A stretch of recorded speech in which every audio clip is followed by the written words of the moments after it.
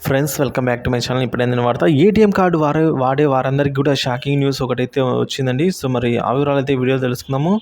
So మీరైతే వీడియోని ఎక్కడైనా స్కిప్ చేయకుండా ఎండ్ వరకు చూడనప్పుడు పూర్తి ఇన్ఫర్మేషన్ అర్థమవుతుంది. అలాగే వీడియో నచ్చినట్లయితే ఒక లైక్ చేయండి. ఇక విషయానికి వచ్చినట్లయితే ఈ రోజుల్లో ఏటీఎం అనేది సర్వసాధారణం.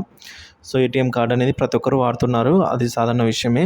బ్యాంకులో అకౌంట్ ఉన్న ప్రతి ఒక్కరు కూడా మనీ విత్‌డ్రా కోసం ఏటీఎం మిషన్ వద్దకే కామన్‌గా వెళ్తూ ఉంటారు. అయితే ఇకపై పరిమితికి మించి అంటే ఎక్కువ ట్రాన్సాక్షన్స్ అంటే ఎక్కువ సార్లు ఏటీఎం ఎక్కువ సార్లు అంటే ఎక్కువ మొత్తంలో అదే ఎక్కువ సార్లుగా ఏటీఎంలో నుంచి ట్రాన్సాక్షన్స్ చేసినట్లయితే అంటే ఎక్కువ సార్లు డబ్బులు తీసినట్లయితే మనకు ఛార్జీల గంట మోగుతుందండి. మోత మోగిస్తున్నారు.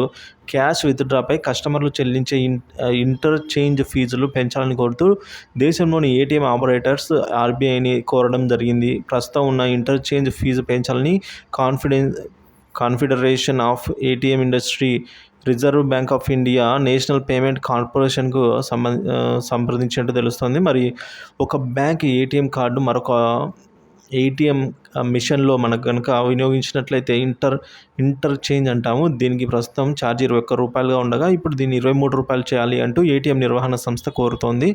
గత 2 ఏళ్ల కిందట ఇంటర్చేంజ్ ఫీజు రేటును పెంచారు. మళ్ళీ ఇప్పుడు కొత్తగా ఛార్జీలు పెంచాలని అయితే భావిస్తున్నారు. కాగా ఏటీఎం సెంటర్లలో డబ్బులు రాకుండా అకౌంట్ బ్యాలెన్స్‌లో కట్ అయితే దానికి ఆర్బీఐ రూల్స్ ఉన్నాయి. మరి ఏటీఎం మిషన్స్ స్ట్రక్ కావడం వల్ల లేదా ఇంటర్నెట్‌లో స్లో ఉండడం వల్ల కొన్ని సందర్భాల్లో కస్టమర్లకు డబ్బులు అందవు. ఇలాంటి కేసుల్లో వెంటనే సమీపంలోని సంబంధిత బ్యాంకుకు అయితే వెళ్ళి ఈ సమాచారం ఇవ్వాలి లేదా బ్యాంకు కస్టమర్ కేర్‌కి కాల్ చేసి ఫిర్యాదు చేయాలి.